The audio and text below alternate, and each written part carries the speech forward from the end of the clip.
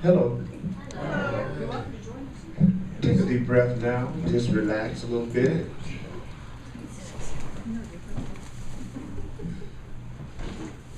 Remind yourself that you're in a class and not a church service. Thank you. Okay, you're in a class, you're not in a church service. Hallelujah. So let's try to, you know there's nothing wrong with a church service.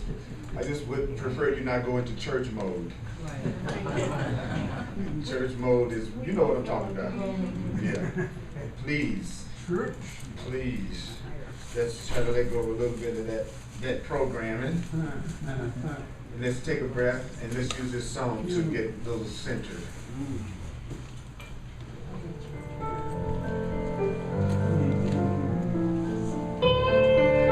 Just remind yourself why you decided to come today. And if you don't know, that's okay too.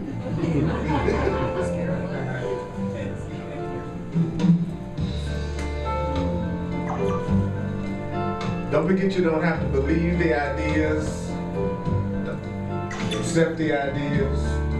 Love is where I'm going. I want to go to love. Love is why I'm here.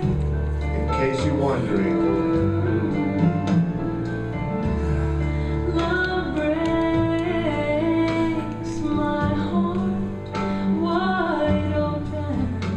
Let your heart be broken open. Love dissolves all my fears. Love dissolves all your fears. Love holds your hand like a mother. It holds your hand like a mother. Love will wipe all your tears.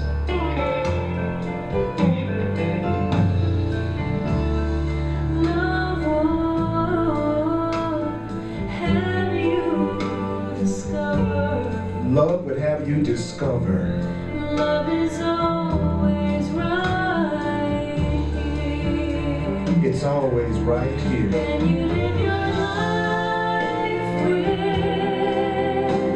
a heart that's open wide enough to embrace everything that comes. You open up wide enough to embrace. Live your life for the chance to love just one more day, to express what's inside and be willing to die, to be born in the arms of love.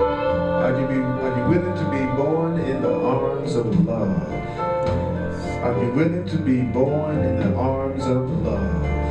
Are you willing to be born in the arms of love? You don't have to accept these ideas, welcome these ideas. Some of the ideas you hear today may be hard to believe, some of them may be quite startling, but you're not asked to analyze it to death at all. If you use the ideas, you will see that the ideas are true, but if you don't use them, you just won't see that they're true. So if you use the ideas will show you that they are true. The Course in Miracles.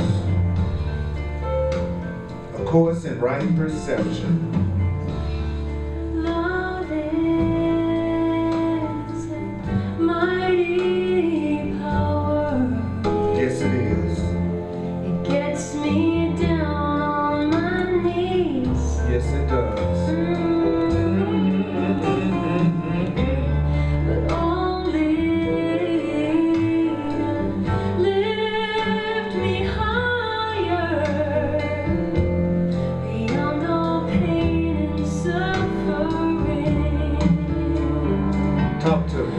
Let me live my life with a heart that's open wide enough to embrace everything that comes. Let me live my life for the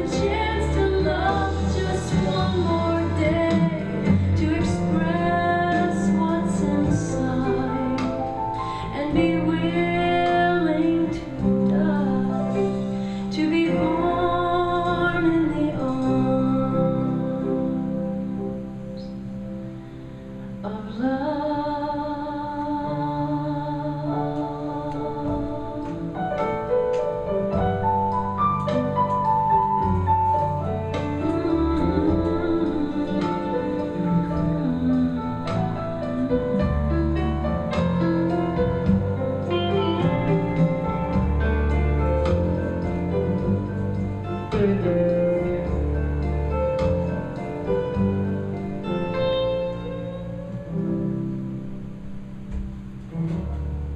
All right, yes, that's what I'm talking about.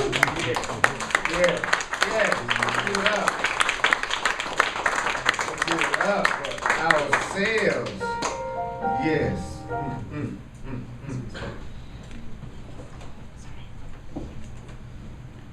We're going to be in lesson 71 in the Course in Miracles workbook. And the Course in Miracles is a course in correct perception, how to see things correctly. A miracle is a correct perception. A miracle is a correct perception. A miracle is a correct perception. A miracle is a correct perception. A miracle is seeing things correctly. A miracle is seeing things correctly. If you see things correctly, it's a miracle.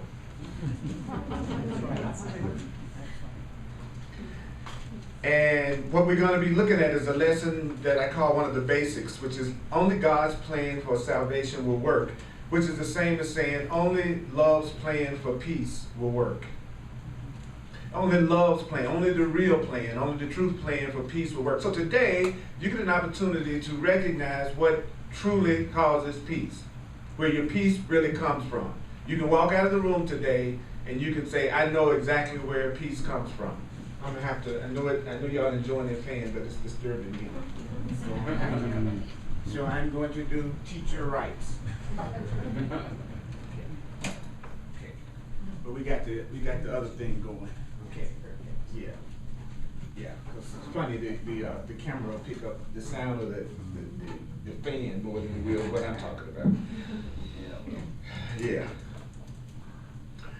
So there's a part of your mind that, whether you know it or not, that sometimes goes through what you think of as fear, and it's a part of the mind that thinks it's separate. It's a part of you that thinks you're separate. The Course calls that the ego. With the ego, it's the part of you that thinks you're separate in a body sitting in the chair in front of me, as opposed to being an unlimited spiritual being that's now using the bodies sitting in the chair in front of me to communicate through. We actually think we are the bodies that are sitting here instead of the spiritual beings that we are. The ego is the part of us that thinks it's autonomous, self-sufficient, and out here on its own, trying to make it. Are you familiar with that part of yourself? Yes. Okay, so when I say ego, we're just talking about the mind that thinks it's separate.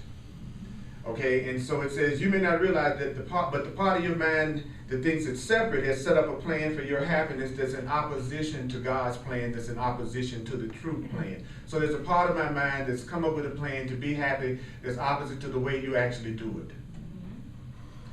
Then it says, and since this plan that you come up with is the opposite of God's plan, it's the opposite of the plan of love, he says, you also believe that to accept the plan of God or the plan of truth in place of your plan is to be damned. So there's a part of the mind that believes that if you do it your way, that's the way that it happens. And if you do it the way that truth is saying we should do it, you're not going to get what you want. And it says, this sounds preposterous though when you really think about it. For you to believe that the plan that's the opposite of how you'll get what you want is the plan that you want to use.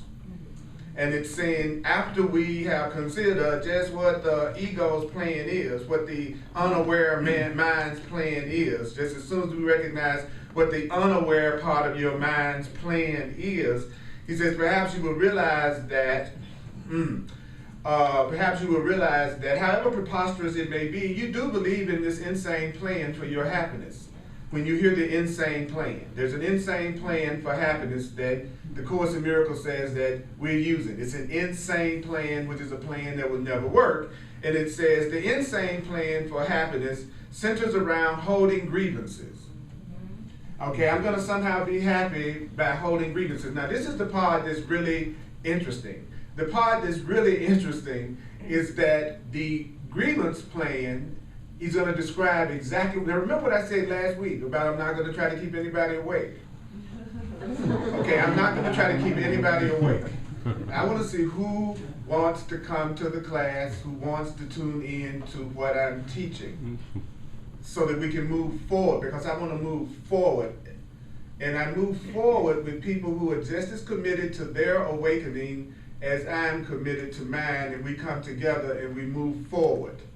Right? Right. Right? Right. I'm not interested in trying to get somebody committed who's not committed to their way, because we won't move forward. I'd rather have 5 people in here now that I move forward with than 40 people in the room that's not focused or interested in being focused. So I'm taking a chance right now.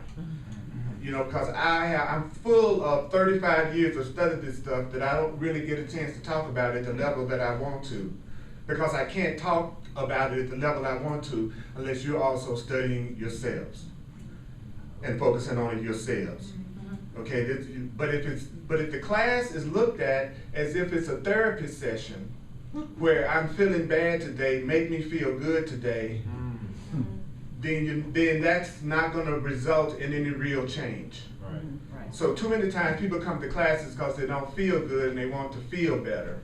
But you can feel better and still not be any more aware.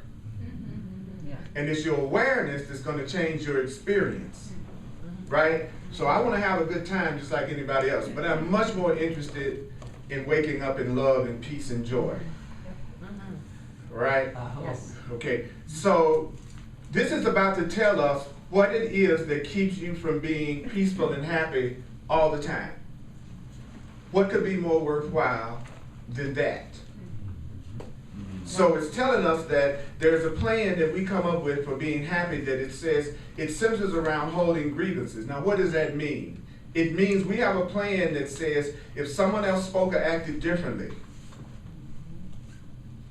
if someone else spoke or acted differently, we have a plan that says if some external circumstance or event were changed, you'd be saved and you'd be happy. So here's the insane plan. If this person spoke differently, I'd be happy. If this person spoke differently, I'd be happy. If this person said something different to me, I'd be happy. If this person spoke differently, I'd be happy. If this person spoke differently, I'd be happy. If my mother spoke differently, I'd be happy. If my father spoke differently, I'd be happy. If my boss spoke differently, I'd be happy. If the Democrats spoke differently, I'd be happy. If the Republicans spoke differently, I'd be happy. If black folks spoke differently, I'd be happy. If white folks spoke differently, I'd be happy. If rich folks spoke differently, I'd be happy. If somebody else was talking differently outside of me, I'd be happy. If my lover was talking different to me, I'd be happy. If my mate was talking differently to me, I'd be happy. If somebody spoke to me in a different way, actually if somebody just spoke.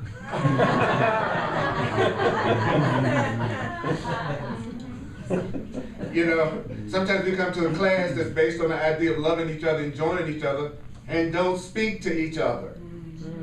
But to actually say we are these enlightened truth students. But we'll look at our brothers and sisters and not even say, hey. Right. Then it says the next part of the insane plan is that we say if somebody act differently, I'd be happy. If you hug me more, if you talk to me more, if you acted differently, I'd be happy. If you acted differently, I'd be happy. If you acted differently, I'd be happy. If you acted differently, I'd be happy. And then it says, if some external circumstance or event were changed. Oh, if I had a different financial circumstance, I'd be happy. If I had a brand new job, I'd be happy. If I had a brand new house, I'd be happy. If the temperature were warmer, I'd be happy. If the temperature were cooler, I'd be happy. If I had less weight, I'd be happy. If I had more weight, I'd be happy. If I had more muscles, well, yes. That was true. Yes, that's true.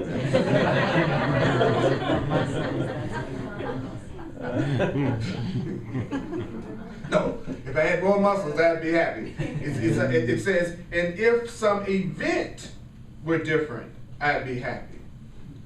Do any of you recognize this plan? Yes. Yes. Intimately. Have any of you been acting out this plan in the last 24 hours? Yes. Okay, this is how you know if you've been acting out the plan. Are you happy? Really happy. I'm not talking about happiness that's based on something seeming like, in other words, you're happy right now because it looks like somebody spoke the way you wanted them to, because it looks like somebody's acting the way you want them to, because it seems like some type of external circumstance is happening the way you want it to, because you're having some type of external event happening the way you want it to, therefore you are happy. True happiness is not based on any of that. It's not based on an event outside of yourself or a person outside of yourself speaking or acting a certain way, and it's not based on if they do act a certain way. So I repeat, does your happiness change? Does it go up and down? Are you saying you're happy right now, but I could talk to you 5 hours from now and you would be unhappy? Well, your happiness isn't the real happiness yet. The Course calls your happiness just a form of fear you like. It's a very pleasant form of fear right now. You know, I met you, I'm in love with you, you turned me on, and now I'm happy. But I'm watching you. But that was last week. You know what I'm saying? Yeah. Because now I am now in a pleasant form of fear. I like it, but I'm afraid of losing it. That's a special form of fear. That's a form of fear you like. And that's what most people call relationships. Okay, then it goes on to say, that, but have you thought of that though as being a grievance? See, I never thought of that as a grievance. I thought a grievance was, you know, you did something to me and I'm mad about it. The Course in Miracles says, it's a grievance to get up in the morning and go, if everybody spoke or acted differently, I'd be happy. Because that means I'm waking up upset about the way things are and dissatisfied about the way things are. And then that's going to also bring up the part of me that's going to try to control how someone speaks and how someone acts so that I can be happy. Okay? And then it goes on to say, each grievance that you hold is a declaration. Each grievance that you hold is an assertion in which you believe that says, if this were different, I'd be saved. If this were different, I'd be happy. If this were different, I'd be happy. If you were different, I'd be happy. He says, that means the change of mind necessary for your happiness, which is your salvation and peace. He said, the change of mind that's necessary for you to be happy is thus demanding of everyone and everything except you. Okay, in other words, I'm going to be happy, but everybody's got to change but me. I'm going to be happy, but everybody's got to change but me. My relatives have to change, my friends have to change, my boss have to change, my coworkers have to change. Everybody's got to change but me. Everybody's got to change but me. So what I'm doing is I'm on a hunt for the person that will make me happy, the circumstance that will make me happy, the event that will make me happy, because my process is everything outside myself has to change but me. Got it? Now, how can I tell when I'm using that perception? It's called anger. Anger and upset is your clue that you're using the grievance. If this were different, I'd be happy. That's what, so as soon as you're angry, just go ahead and say, I'm using the wrong plan. I'm upset, I'm using the wrong plan. Okay? So your anger really becomes a way of you recognizing when you're using the wrong plan. So you actually could use your upset to remind you of the truth. You could use your upset to remind you of the truth. I go like this, I'm angry, I'm wrong. That's the way it works with me now. I'm feeling depression and upset. I'm not seeing something correctly. I'm the one that's got the wrong perception. I'm upset, I got the wrong, like sometimes people are like really wanting to talk to somebody about something that they think they're upset about. In other words, somebody wants to talk to somebody about something that they think if it was different, they'd be saved. All right, and so they really, really are upset, and then they want to go talk to the person while they're upset, right? So I'm already talking to you from the perspective, you need to change before I even open my mouth. Before I even say a word, my attitude is showing you I've already come to the conclusion of what needs to change in order for me to be happy is you. So I'm coming here to tell you that. That's why I'm coming here. I'm going to call it, let's talk about it. It goes by the code name, let's talk about it. Okay, you're right. And when I do that, I'm just merely saying, look here, I'm going to permit me to tell you what you need to do in order for me to be happy. And if you really love me, you're going to do it just that way. Yeah. Well, I'm going to take away the dysfunctional love that's pitiful that I'm giving you. Because if it was real love, I wouldn't be coming at you with that particular attitude to begin with. See, it's almost like you can't get to happiness unless in a sense, you allow yourself to get mad, to be disoriented and confused about what the truth is going to tell you about what you're doing. So I tell people, over and over again, you're not going to go to happiness feeling happy. You're not going to get past the block all the time unless you allow yourself to not feel okay while you're learning how to go through the block. Or you're going to stop before you even get there. Yes. So one of the biggest misconceptions people on the spiritual path have in my 40 years of teaching is that they want to instantly change a lifetime worth of programming, and they don't want to go through any kind of discomfort on the way to getting to the peace that they want. Which is if you already knew how to do that, you wouldn't be upset in the first place. So the key to happiness is tolerance for your own ego, tolerance for your own weakness, tolerance for your own misperceptions, selfishness, anger, and upset. Woo! Tolerance for it while you're changing it. Not intolerance for it. Because if you have intolerance for it, you'll be too busy being upset with yourself about being upset to get past the upset. Right, yeah. You'll be all about being upset because you still get upset. I still get upset. Big deal, everybody does. Who's working the plan of what? If this were different, I'd be happy. Right? But everybody's not working that plan. Some people are working the other plan. Some people are working the other plan. Overtime. And we're going to hear the other plan. I'm going to hold questions right now. I want to wait before the meaning of what I'm saying is being destroyed. Okay. Okay. Then it goes on to say, because the thing that brings the biggest trigger is always the thing that applies to what you're doing the most. That's what triggers you. So I'm looking for triggers when I talk. I was going down the street the other day and somebody called me a trigger. At least I think they called me a trigger. Someone with a stutter. That's right, might have been a stutter. Well, I'm thinking about it. Next week, I'm going to be, well, I would get to the end. I don't want this on here. I think I just waited, yeah. Okay. Are you still with me? Yeah. Okay. Then it says, when you read the Course in Miracles, if you didn't get it, keep going, because it's going to repeat what it said in another way. Hopefully that way you'll get it. So you never have to go back trying to analyze something you read in the Course. You keep moving forward, and then it'll say it again. And if you didn't understand what that said, you move forward, and it will say it again. And if you didn't understand what that said, you move forward, and it will say it again. And I guarantee you, sooner or later, you're going to go, oh, I got it. So I'm giving you Course in Miracles reading tips. It also uses Christian terminology to describe universal spiritual themes. Now, I personally believe that it uses the Christian terminology in order to help me reperceive Christian terms that I learned to look at in a fearful way. I can't spend the rest of my life avoiding people saying Christian terms in order for me to have peace. That's the old plan. If they spoke differently, what do you mean? If you don't use Christian terms. Well, actually, Christian terms used correctly are loving terms. The problem with Christianity is the Christians. Not what's being taught. It's the people who have not exactly demonstrated the tenets of love that Jesus taught.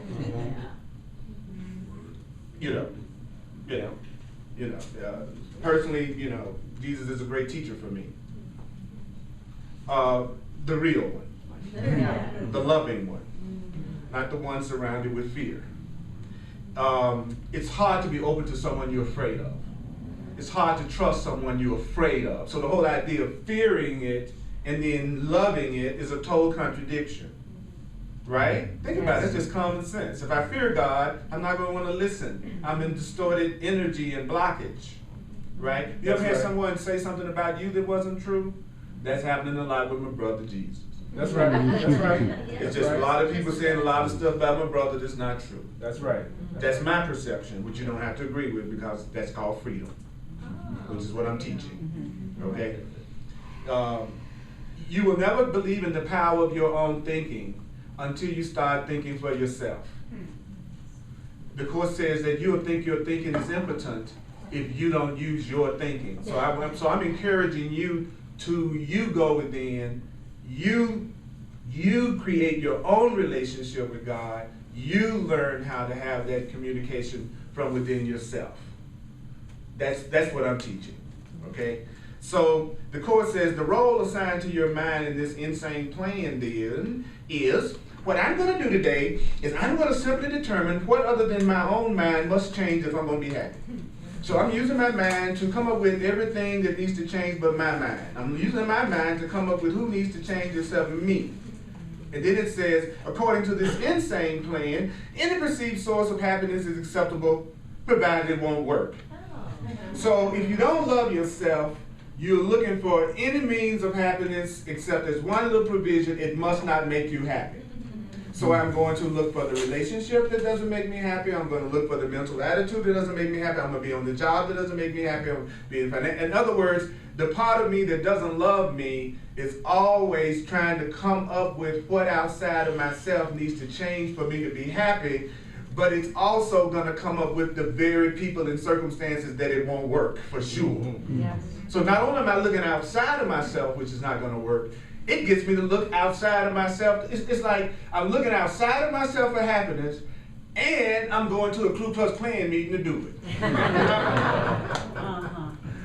Not only am I looking outside myself, which wouldn't work, I'm going where I'm going to get the least amount of probably acceptance. Okay, y'all follow me? Yes. So there's a part of us that says that not only looks outside of ourselves, it doesn't even look in the direction of what might even give you the illusion of what you really want. And that's always going to be a person that's unavailable in a relationship in some way. It's going to be you finally go, you say you want a career that makes you satisfied, but then you accept a job you know you don't like. You see what I'm saying? It's like even if we do the wrong plan, we turn around and do the wrong plan wrong. Yes. And that's the truth, to do the wrong plan wrong. That's 2 steps removed from the right plan, okay? How do I know if I'm using that plan? By the way I feel. See, your mind will tell you anything. Your feelings will get you in touch with what you're really doing. So, you tell yourself anything. You can talk yourself into anything. You can make anything you'll say, oh, that was God told me to do that. You know what I'm saying? You can make it seem like it is, but how do you feel? Is there really any joy? And most of all, would you lose your happiness if that particular thing was not happening that way? That's the other thing. Okay. Then it goes on to say, so what's the plan? If somebody else spoke differently, I'd be Happy. the role assigned to my mind is to come up with everything other than my own mind that needs to change in order for me to be Happy. And I'm looking for a plan. I'm looking up a lot of plans, provided that they don't work. Okay, he says, now what does that do? Always want your happiness in ways that doesn't work. The Course says, well, this ensures that the fruitless search will continue because you still got the illusion that all of this hope has always failed, that there's still ground for hope in other places. There's still ground for hope. It didn't happen in Denver. It's gonna happen in LA. It didn't happen with Blue, so it's gonna definitely happen with Anna. You know what I'm saying? I'm still, because I really think about it, I'm still coming up with the same script. Yes. You're supposed to make me happy. You didn't make me happy, but it's somebody outside me that's gonna make me happy, and you didn't make me happy, so now you're the next person outside of me that's supposed to make me happy, and now you're gonna make me happy, and I'm gonna use my mind to come up with as many ways as possible that you could make me happy. Isn't that wonderful? Don't you want to be with me? Absolutely. Don't that sound like fun? Just getting up in the morning and the first thing you got to do is come up with all the stuff that's going to please me? And then if you forget some things, I'll tell you. Because I'm using my mind to come up with what you need to do to make me happy. Isn't that awesome? And if I want to make sure you do it all the time, let's get married. Then you're permanently assigned to the role of making me happy. And guess what? Only me. That's right. I'm a full-time job, baby. You don't even think about nobody else but me. Okay. What were the benefits again? Oh, well, once you go black, you won't go back. Oh, yeah. You forgot about that, baby. Okay. Don't lose your sense of humor to keep you in hell forever. Because the temptation is to get serious about this, and the more serious we get about it, the more we shut down. The more we let ourselves learn in a happy, joyful way, we'll hear things, and since I'm not saying you have to believe it, let's just lighten up.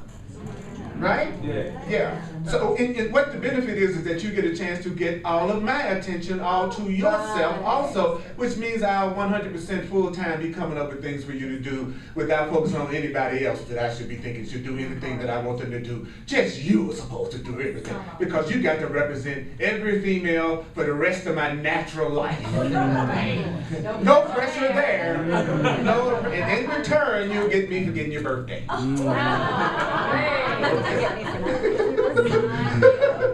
Sign you up, huh? You ready for that? Anna and I have been friends almost 30 years. She's an incredible Course in Miracles teacher. She does a class on Monday night. And you know you can be friends with somebody so long that you have to stay friends because you just know too much. Me and Anna just that way. We don't have no choice. We're friends for life. Lifers, yes. Yes, so if you get a chance, check our class out on Mondays. And I'm going to be in England last 2 weeks of September, and Anna's going to cover my classes for me to give her the education, and she's awesome. It's a rough job, but somebody's got to do it, so I'm going to go to England. The Brits need God too, you know. Matter of fact, I'm going to see if I can get the Queen to come to my class. We're working on that. You know, I'm going to do a class with the Queen on specialists. She's pretty darn special, you know. Yeah, that's right. That's right. That's right. That's right. So there's ground for hopes in other places. There are grounds for hope in other things. What does that mean? It means another person will yet serve better. Check it out. Will serve better. I need another person to serve better. And then it says another situation will yet offer success. If I'm not getting it going here, I'm going to go to another city and then I'll be really a successful teacher of the Course in Miracles. He says, such is the fearful plan. Such is the ego's plan. Such is the plan of unhappiness for your happiness. That's the plan. Now, who can basically tell me in a couple of sentences what the plan is? In your own words, anybody. Say it. Anything outside me is going to make me happy. Anything outside of me is going to make me happy. Anybody and anything outside of me is going to make me happy. That's what's going to do it. That's the plan. It just has to not work. And, oh yes, thank you. And it has to not work. Just has to not That's one of the things. It just has to not work. Okay. So all right. What was your question? You know, I want to go back for the things that outside of us that get us angry. For example, this week with what happened. You know me, I'm an animal advocate, and I saw the lion and people paying $50,000 and so on. It got me really angry. No. And I want to raise awareness. You know, I can't just see it. We can't just see it, or and just because it's not comfortable, not touch. It did, but it. Well, that's a total misperception of what I said. Okay. At no point in my conversation did I say what you're saying back to me. I did not say that you just sit there and you do nothing. I said, what I said is, we come up with a plan about what everything outside of us has to do or be for us to be happy. The truth is, the animal being shot is not what's making you unhappy. What's making you unhappy is your meaning of the animal being shot that's making you unhappy. Because if shooting an animal in and of itself made you unhappy, the hunter would have been unhappy. He was not unhappy. Right. Hold it. Let me answer. answer. Let me answer. There's no way I'm going to agree with you that your happiness is determined by something outside of yourself. If you're at any level, okay. I'm how to handle it. Well, the way you handle it is to recognize that your happiness doesn't depend on whether or not a lion is shot. Okay? And from that perspective, then ask the Holy Spirit, the divine, what would be the best approach for me to take in handling this?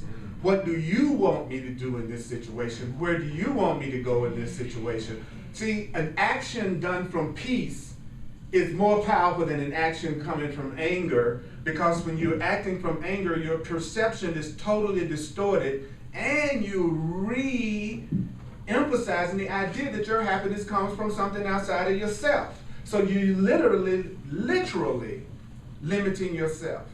In other words, the truth can't be the same as what we already think. The answer can't be the way we already handle it.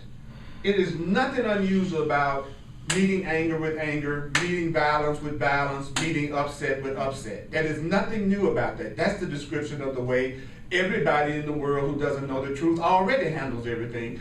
And because you feel justified, that doesn't make it any more effective or true. It doesn't. What is going to make a change is a change of mind. What's going to make a change is another way of looking at it. What's going to make a change is to affect people's thinking. And you will not affect a person's thinking who you're attacking.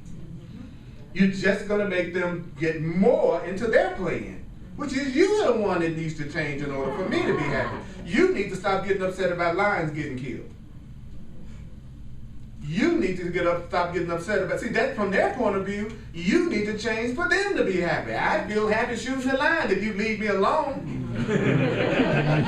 Okay, just because you feel bad about the lion being killed, that doesn't rule everybody in the world to act according to your value system. Oh, yeah. That's just a fact. It's another soul. That's just a fact. The fact is, everybody's not going to live according to your value system. Everybody's not going to live according to your value system. That's right. But you need to totally be a demonstration of the value system that you say you want everybody else to live by. You be a demonstration of that. You don't shoot any lions. You be the one that wants to do everything within your power to make sure that that's protected, if that's something that means to you. But bottom line, if you do that, still based on the idea that your happiness is dependent on everybody doing it the way you do it, you're still using the wrong plan for happiness according to this. You're still disempowering yourself according to this, and you're still setting it up where circumstances beyond your control determine your happiness. Yes, because you can't control me. So if you make your happiness dependent on my behavior, you're just blocking your happiness. Don't you see that? Yes. I mean, that's logical. But I agree with that's that. Logical. It's just That's how. logical. Well, I just told you how. But it wasn't what you wanted to hear. No. Right, so I'm not going to say what you want to hear, I'm going to answer the question. Okay? And to answer the question is for me to say, first you take responsibility for the fact that your happiness is not dependent on what happens outside of yourself. And then you try to come to a place of peace, and then you do everything in your power that you know to do to help that situation occur in a peaceful way. That's as much as you can do at this level. But even if nobody in the world shot a lion for the rest of eternity, if your happiness is based on everybody not shooting the lion for the rest of eternity, you're still using the insane plan for happiness. Any plan that has to do with making everybody else change instead of you changing your mind is not going to bring you happiness. Now notice it says, in order for you to have peace. It's talking about you having peace, because you can't give what you don't have. So if you don't have any peace, you can't give me any peace. If you don't have any love, you can't give me any love. That's the error that's happening in the world right now. We got a bunch of people who don't know how to express love, thinking that they're going to love somebody. And then they're wondering why the relationships that we have are so messed up. It's wounded people saying they're going to love somebody without having their own wounds healed. So you got a bunch of people that's afraid of love, looking for love. You got a bunch of people that's terrified of joining, saying, I want to join somebody. And that's why it doesn't work. I have to have it for myself. I have to accept it for myself, and then I can share it with you. I can't give you a piece of my sandwich if I don't have the sandwich. Yes. You know, so for us to walk around always thinking we're going to give something to people that we don't have ourselves, you know what I'm saying, then it's not going to happen. So the Course is saying to us that the best way to grow spiritually for a while is to make your own healing the focus of your attention. Not anybody else's. Not what anybody else is doing. It's what you are doing that needs to be the focus of your attention at first. And then once your mind is corrected, then you'll be guided in terms of what you need to do in the outer world. But there's too many people that's not. As a matter of fact, the Course would say the reason why you're focusing on the other people so that you don't look at your own stuff.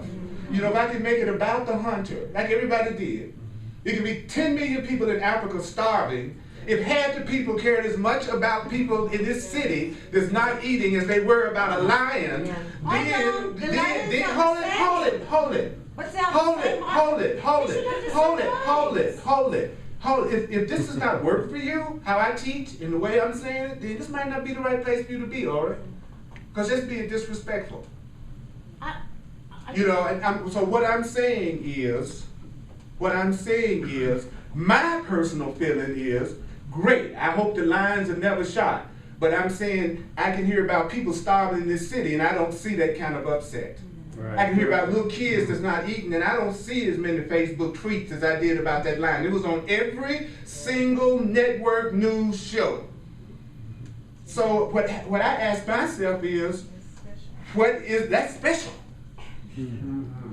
That's really, really special. That's really, really special. So I'm saying all of us choose the thing that we give power to, and all of us choose the thing that we make valuable to us. All of us give everything the meaning that it has to us, and the meaning that we're giving it is what's determining how much peace you have. That's the only point I'm making in this class. You can take it into the individual situations that you're dealing with in your life. You can take it into the stories that you're upset about and you care about. But the basic truth is there is nothing outside of you that's making you upset. You are making yourself upset. And that's the key to happiness, is recognizing that your happiness comes from you. Your peace comes from you. And then at that point, from that place of peace, then you can hear your guidance from your higher power. Yes, you can hear guidance from spirit. Yes, you can hear guidance from God. It may tell you to donate to some project that helps to preserve animals. It may tell you that you need to study more. Yes, sir. You understand what I'm saying?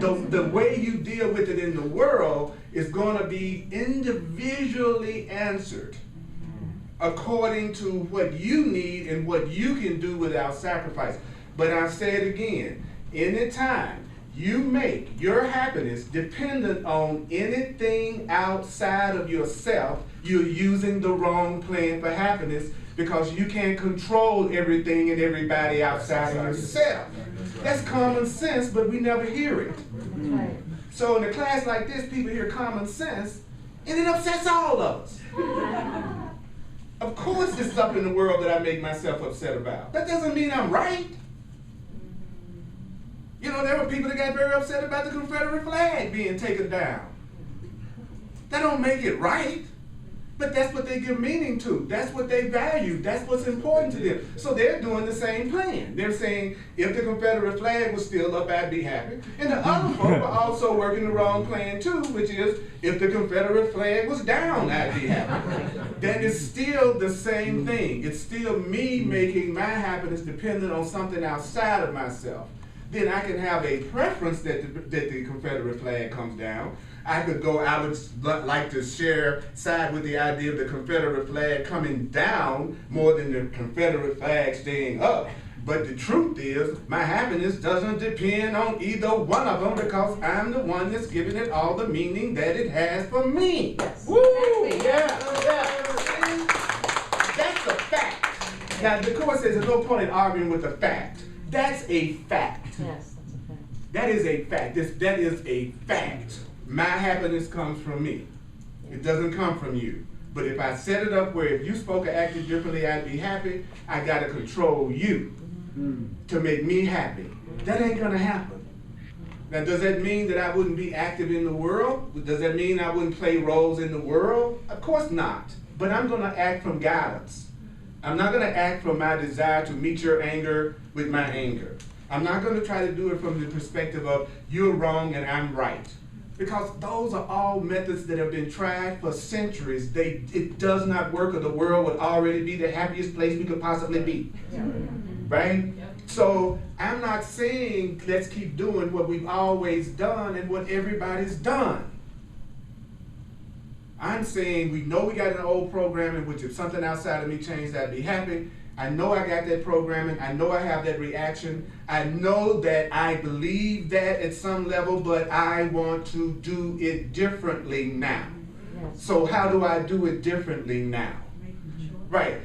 The way that I do it differently now is, first of all, to hear the premise that I'm the one that's making myself unhappy because I'm the one that's giving it the meaning, even though I'm not going to be able to do anything about it at first. Then it goes on to say, what could more surely guarantee that you won't find happiness than to channel all your efforts in searching for your happiness where it's not? It's like my happiness is not going to come from making sure that a Democrat wins the election. My happiness is going to come from me recognizing that there's nothing that anybody's doing outside of myself that's determining how I see things and how I feel things. That's where my happiness is going to come from. Then the rest of it can be a preference. I like it. I'd like to have apple pie as opposed to banana cake, but if they give me a banana cake, I ain't going to freak out and kill them. You know, it's like I can ask for, like, you know what I'm saying? It's like what we have to recognize over and over again, he says, is that the true plan for happiness works simply because by following the true direction, you'll seek your happiness where it is. And if you are to succeed, as God promises you must succeed, you must be willing to seek for your happiness where your happiness is. Because if you're not seeking for your happiness where your happiness is, your purpose is divided, and that means you're going to attempt to follow two plans that are diametrically opposite in all ways. What does that mean? It means that I'm still coming up with the idea that if you change, I'd be happy, and at the same time I'm trying to tell myself every now and then that I'm the one that's responsible for my happiness. I'm going back and forth. I'm not being consistent. And then it goes on to say, well, if you are following the plan that is not the true plan for your happiness, what is not the true plan for your happiness? If something outside of me changed, I would be happy. That's what's going to cause my happiness. So that's not saying if you want to move out of town, you should move out of town because it doesn't make any difference. But the truth is, it won't. Unless you change your mind once you go out of town. I always tell people, when you move to a new place, you have about a 6-month window where you really think it's different. Y'all know what I'm talking about. You don't like your job, you go get another job, but you really didn't really get in touch with what you really wanted to do. You just said, I didn't like this job, so I'm going to do another job. Well, you know, within a very few months, you're going to be belly aching about the new job just like you were about the old job, because you didn't change your mind. You just changed jobs. But if you don't like your job and you say, I'm going to take the time to go within, to change my mind, to find out what it is within me that really satisfies me, that I really feel drawn to, what I feel is my function, what I need to create in the world, and now I'm going to allow myself to do that in the world in a way that has meaning for me, now the job change will make a difference. But if you go, I don't know, I just know I don't like this, so I'm going to see if I can get hired over here at Target. It's the same thing. I'm still not doing anything from a perspective of what do I want. I have not asked myself the question, what do I want? What am I here to do? And so the Court says, how can you tell when you're following the wrong plan? He says it can only bring confusion, misery, and a deep sense of failure and despair. That's how you know. Yeah, that's how you know. Besides that, survey. He says, well, how can you escape all this? Which is a great question. How can you escape all this? He says, very simply, the idea for today is the answer. Only God's plan for salvation will work, which is the same as saying only love's plan for peace will work. There can be no real conflict about this because there's no possible alternative to God's plan that's going to save you. In other words, the plan of love is the only plan that's certain in its outcome. The plan of love is the only plan that must succeed. So it says, let's practice recognizing this certainty today. Let's rejoice that there's an answer to what seems to be a conflict with no resolution possible. All things are possible to God. Happiness must be yours because of your Creator's plan. Your Creator's plan can't fail. Your plan always does. How do you know it's your plan? Because you have a deep sense of failure and despair. So he says, well, how do you get past this? He says, well, first of all, realize the plan has two parts. God's plan will work, yours won't. Those are the two parts. Got it? God's plan will work, Your plan, which is what? If something outside of myself spoke of acting differently, then I'd be happy. That won't work as far as your true happiness. Now remember, I'm talking about true happiness. I'm not talking about the happiness that's based on somebody acting the way you want them to act. I'm talking about happiness that's based on you changing your mind so that you don't allow yourself to lose your center no matter what appears to be happening outside of yourself. Woo! Come on. That's what I'm talking about. Yeah. Okay, then it goes on to say, don't allow yourself, he says, I love this. And see, this is what I see in the classes over the years. He says, don't allow yourself to become depressed or angry at the second part, which is your plan won't work. What is your plan? Somebody else has to speak or act differently in order for you to be happy. He says, don't get upset because that doesn't work. That's what we were just hearing earlier. You know, if they changed about that, then I would be happy. He's saying that does make you angry. I mean, it just described what we just went through. It says, don't allow yourself to become angry. And I tell you that your plan is not going to work about everybody else having to change for you to be happy. He says it is inherent in the first part, which is only God's plan will work. And he says in the first part, only God's plan for your happiness will work is your full release from all your insane attempts and mad proposals to free yourself. He says your insane attempts and your mad proposals to free yourself have led to depression and anger. Yes. Right? Yes. That's what happened between us just a minute ago. We weren't saying what the other one wanted to hear. It was a perfect example of the plan that doesn't work.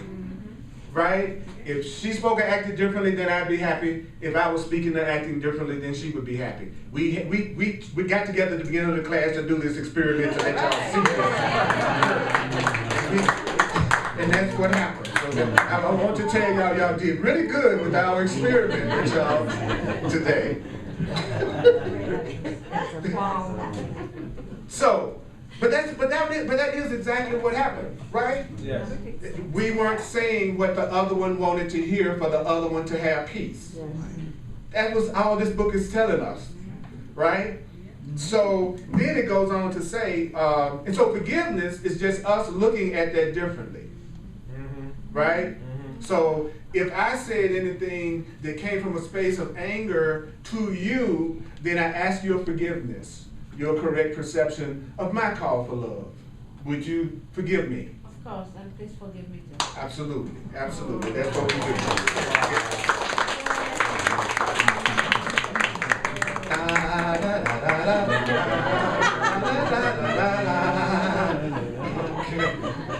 I know me and Ori was married in past life or something. I know it, I just know it, I know it. Okay.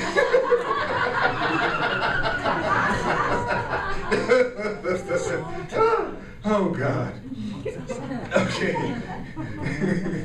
So it says, remembering this, let's devote the remainder of the extended practice period by asking our Creator to reveal His plan to us. So this is what you do. It says you ask the Creator very specifically, what would you have me do? Where would you have me go? What would you have me say? And to whom?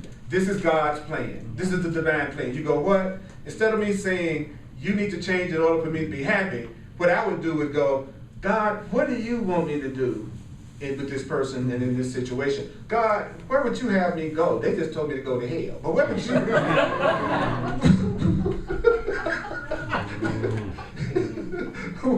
Yes, that's what they told me to go. Where would you have me go, God? And then he says, what would you have me say and to whom? So let's make it practical and let's talk about, let's say what happened with the lion, right? So we would go, God, what would you have me do? God, where would you have me go? God, what would you have me say? God, who would you have me say it to?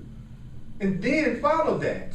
So you're not being passive in every situation at all. You're just asking what to do that would give you the maximum amount of healing in that situation. That's what we want, right? But see, that presupposes there is a Creator to turn to. And that's why it's hard sometimes, I think, for New Thought students and personal growth students to do this. Because it presupposes we didn't create ourselves, and it presupposes there's a divine being that created us. In other words, it calls for some level of acceptance of the idea of God. Yes. And that's the problem that many people have with these kinds of teachings, because most metaphysical teachings are just about giving you information for you to handle things better on your own. Yeah. So, because that is not the way you ultimately get the healing that you want. You have to have a relationship with your source. You have to, at some level, create a relationship to God, however you want to define that. And as long as you run away from that, that's as long as you're going to keep having the challenges that you're having, because the purpose of the challenges is to get you to the point that you turn within. So if you got God banging on your hood right now, it's because you're not turning within. You're still continually thinking you're going to handle it yourself, you're going to handle it yourself, you're going to handle it yourself. So the Course is saying to us, well, what you want to do is you want to say, what would you have me do? Where would you have me go? What would you have me say? Who would you have me say it to? And then he says, then you give your Creator full charge of the rest of the practice period. You let your Creator tell you what needs to be done by you in His plan. See, you let your Creator, which is the same as saying, let love tell you what to do. In other words, if I'm going to, I wanted love to tell me what to do in my communication with Ori. I wanted love to tell me what to do. I want truth to tell me what to do. Not my fear, not my anger, not my upset. And then it says, I love this, he says that God will answer you in proportion to your willingness to hear God's voice. Now be with that sentence for a second. God will answer you in proportion to your willingness to hear. If you're a person who's not willing to listen to anything beyond your own thinking, it'll look to you like the voice for God doesn't even exist. It will seem like there is no divine guidance in your life because you're not willing to listen to any voice but your own. Then he goes on to say, the very fact, I love this, refuse not to hear. Isn't that an interesting sentence? Refuse not to hear. Refuse not to hear. Then it goes on to say, the very fact that you are doing the exercises proves that you have some willingness. Wow! The very fact that you're in this class today proves that you have some willingness to listen. Yes. Right? Yes. No matter what your state of awareness is. Then it goes on to say, this is enough for you to establish claim to God's answer. So you can receive the answer because you were willing to listen. And then it goes on to say, in the shorter practice periods, tell you, see, this is the workbook. Workbook? Workbook. It's a workbook. The workbook is what makes the teachings of the Course happen. So if you don't do the workbook, then you don't have the teaching you what you should be doing in your day-to-day life. See, this is telling us, like people say, well, this is good, this works as long as you're in the church, but if you're not in the class, then all hell breaks loose. What are you talking about? And I'm saying to you that that's what the workbook is for. That's what the exercises are for, to move this into your practical day-to-day reality. So it goes on to tell us, well, in the shorter practice periods, tell yourself often that God's plan for my happiness and only God's plan for my happiness will work. Then he says, be alert to all temptation. What kind of temptation? To hold grievances. What's holding grievances? For me to say if this person or circumstance changed, then I'd be happy. See, when it says hold grievances and be alert to the temptation, it's not talking about be alert to the temptation to get mad at somebody because you think they hurt you. He's saying be alert to your temptation to tell yourself that your happiness depends on that thing outside of yourself. Because all day long, you're going to be tempted to say, if this person didn't cut me off in traffic, I'd be happy. If this person let me out in traffic, I'd be happy. You see what I'm saying? All day long, we're tempted all the time to tell ourselves, if this thing or that circumstance were different, then I would be happy. So it says that's the temptation that we have to be on the lookout for. Then it goes on to say, when that happens, respond to it with this form of today's idea. Now notice you're getting totally specific instructions about how to deal with your day-to-day. Okay, my boss just spoke to me when I came in and didn't act like such a hard person to get along with. I'm being tempted now. I'm being tempted to believe that if he spoke acted differently, then that would give me the peace that I want, rather than realizing my peace is coming from the meaning that I'm giving it to it, and he wouldn't be upset at me at all if I didn't give that meaning to what he's doing. Yes. That's the temptation. The temptation to go, oh, but if my child acted differently, then I'd be happy. Yeah, if your child acted differently, it might be better for that child to have that kind of experience, but your happiness isn't dependent on it. And so if your happiness isn't dependent on it, you'll approach your child from a place of peace. If you're approaching your child from a place of peace, you can get divine guidance. When you hear divine guidance, you go, God, what would you have me do with my kids? Where would you have me go with my kids? What would you have me say to my kids?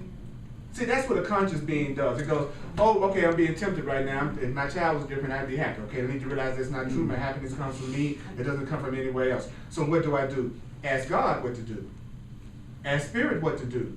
My child has a problem with drugs. How should I see that? What should I do about that? Where should I go? See that? So it's not saying you're being passive. It's saying that you're actually presupposing that you have divine guidance that's with you that you can call on. It's actually you're actually using the problem to increase your belief in the divine.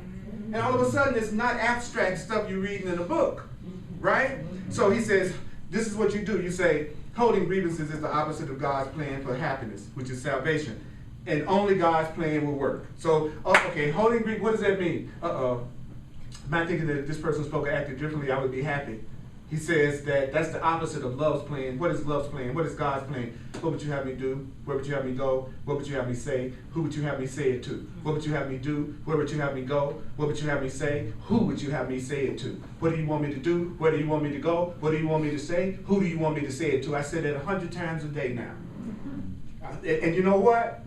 I'm happier when I do that. But the minute I slip out of that, which becomes, if this person spoke or acted differently, then I'd be happy, which is what happened for a minute earlier. I slipped out of that. I didn't go into what do you want me to do, what you have me do. I went, okay, there's a way I want to be responded to. See, so I was using what? The grievance. I was using ego's plan. So the Course in Miracles, because I want to be happy more than I want to be right. See, I'm over that Earl has to be right. Earl wants to be happy. And I found to be happy, I have to pretty much admit I'm wrong about everything. Right? The person who thinks they know is always the person who has the least amount of peace.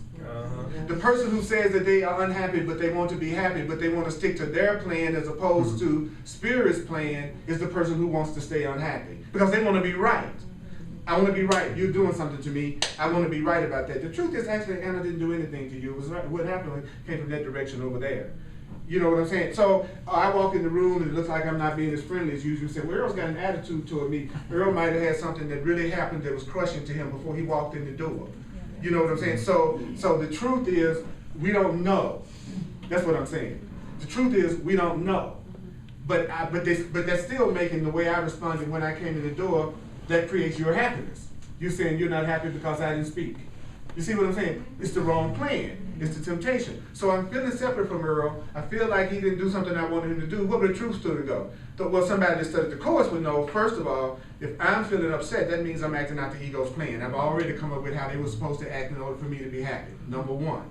The other thing the Course in Miracles has taught me that I'm either seeing love or a call for love. So therefore I need to go, whatever's going on with Earl right now, no matter what it is, whether he's upset with me or whether it's something else, I'm going to see it as a call for love. Because that's what it is, no matter what he's doing. It's some kind of a call for help. It's some kind of a call for healing. It's some kind of a call for God. That's practical application of the ideas that you can take into every area of your life, and you will watch those situations that seem so unsolvable start to clear themselves up as if by magic. You'll freak yourself out to watch what happens when you start to practice these simple ideas. And the challenge of it is that it is simple ideas. And since it's simple ideas, there's no excuse for not applying it. Make it complex and you can wait a long time to do it. That's why people love complexity, because it's a great excuse for delaying the application of ideas. So people that come to, 1,000 people that come to a class, it's all about 9,000 dimensions that you got to deal with. But when you go down to, well, let's say, what do you want me to do, where do you want me to go, what do you want me to say, who do you want me to say it to? When it says, oh, the problem is you saying that this person spoke or acted differently, then you'd be happy, so you're making your happiness dependent on their behavior. See, that's real simple, and that's real doable, right? So then you come up against what? The fact that there's a part of me that doesn't want me to be happy. Right. Then I have to just deal with it. There's just a part of me that doesn't want me to do the thing that would make me happy. Because it's too simple, but I'm still refusing to do it. I was having a conversation with somebody just up there. They were like going, well, it's a trip how I won't do the simple things that I'm being told to do. But I'll work 50 hours a week. I'll be upset 30 of those hours. I'll complain with everybody another 30 of those hours and don't have any problem with that. But you tell me to say, only God's plan for salvation will work. What would you want me to do? Where would you want me to go? Where do you want me to go? What you want me to say? What you want me? Who you want me to say it to? I can't remember to say that 3 times in a week. And that would change everything that I'm going through if I said it consistently, knowing that when I say it in the beginning, that it's not going to look like it's working. See, that's because why? Because I got the old programming that is so ingrained in me that it takes a while for me to start affecting that programming. So it's ridiculous to expect yourself to go straight from misery to happiness Just because you just started to tell yourself a few things that you don't even believe that you're saying. That you don't even believe. Right? Right? So the Course in Miracles says, try to remember this idea 6 or 7 times an hour. Just for 6 or 7 times an hour, say to yourself, holy grievances is the opposite of love fleeing from my happiness. Want this person to speak or act differently in order for me to be happy. That's the opposite of God's plan, and only God's plan will work. Only God's plan will work. Only the plan for love will work. Only the plan of spirit will work. Only the true plan will work. Now you know the plan. Now you can't walk out of here and say you haven't heard the plan. You can complain the rest of the day, the rest of the week. That'd be your call for love. You're totally innocent, but now you know. You can pretend you don't know, but now you know. You can forget what I said, but now you know. It's in you now. It's in you. So now whenever you do that, some part of you is going to go, because you know that's the lie. It's going to kind of sound like you're on the toilet. You know what I'm saying? So that's when you know when you get into the truth. You grunt. You know what I'm saying? All right, huh? So well, can we acknowledge ourselves for hearing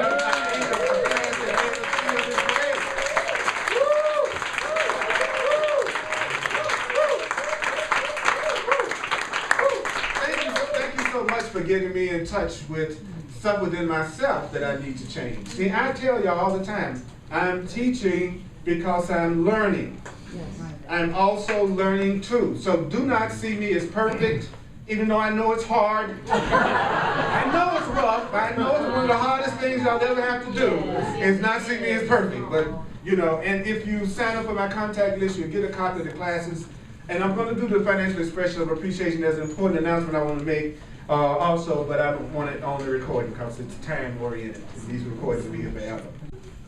Yeah, so those of you online who want to make a financial expression of appreciation, you just go to my website to do that. Thank you, all the online support that I'm getting also. And I'm available for one-on-one sessions called Clarity Sessions. And just like I said on my website, you know, I'm here to be truly helpful as much as I can be helpful. And